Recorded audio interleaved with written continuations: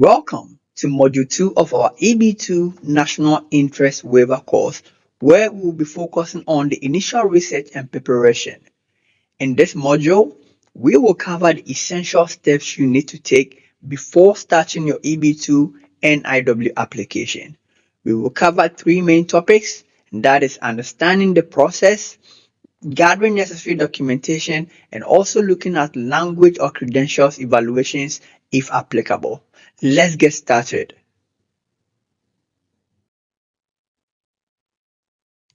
Let's have a discussion on a detailed step-by-step overview of the EB-2 NIW process.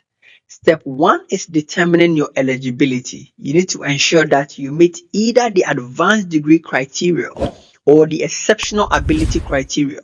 And most importantly, your work is in the national interest of the United States of America. Having an advanced degree means you have master's or higher, or a bachelor's degree with 5 years of progressive post-bachelor's work experience in your field or your work. Don't forget about the exceptional ability criteria, which means you need to demonstrate a certain level of expertise which is considered significantly above the ordinary you encounter in the sciences, the art, or business, or basically in your field of interest. Your work should have substantial merit and national importance, meaning it should benefit the U.S. significantly, warranting a waiver of the standard job offer and labor certification requirement. Next, you will need to gather all the necessary supporting documents. This is a very crucial step, as these documents will form the backbone of your application. Regarding your educational documents, please make sure you collect your diplomas, your transcripts, and any relevant certifications. These documents should prove your educational qualifications. You have to gather letters of recommendations, employment verification letters, your pay stubs, and a detailed resume or CV that highlights your professional achievements.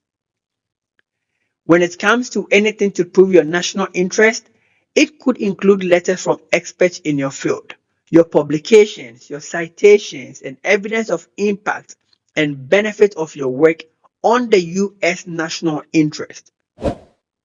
Now, once you gather the supporting documents, it is time to prepare and file Form I-140, which is the Immigrant Petition for Alien Worker.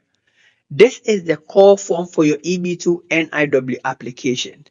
When filling this form, if you go the DIY route, you have to make sure all information you enter is accurate and complete, because any mistakes you make can delay or even cause a denial. Along with the Form I-140, make sure you submit all your supporting documents, and this includes your educational and professional records, proof of national interest, and any other relevant evidence. And don't forget about the filing fees. Please include the filing fees as well. You can check the USCIS website for the most accurate and current fee.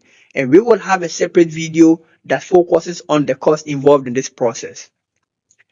Now, once you have submitted your application, the USCIS will begin processing it, and this step requires patience. The USCIS will initially review your application to ensure that all the required documents are included, and most importantly, they are properly filled out. Sometimes, which happens, the USCIS may issue a request for evidence, which is also called RFE, if they need more information to make a decision. If you receive an RFE, please respond promptly with the requested information. Regarding the processing time, USCIS processing times can vary, and now it varies a lot, but on average, it could take between 6 to 12 months for the I-140 to be processed. You can check the status of your application online using the USCIS case status too. Finally, you will either go through a consular processing or the adjustment of status, depending on your location. If you are outside of the US, like you watching me from Nigeria, Kenya, Cameroon, wherever outside of the US, you will go through consular processing. And this involves attending an interview at the US Embassy or consulate in your home country. And you will need to provide additional documentations. And most importantly, you would also have to undergo a medical examination.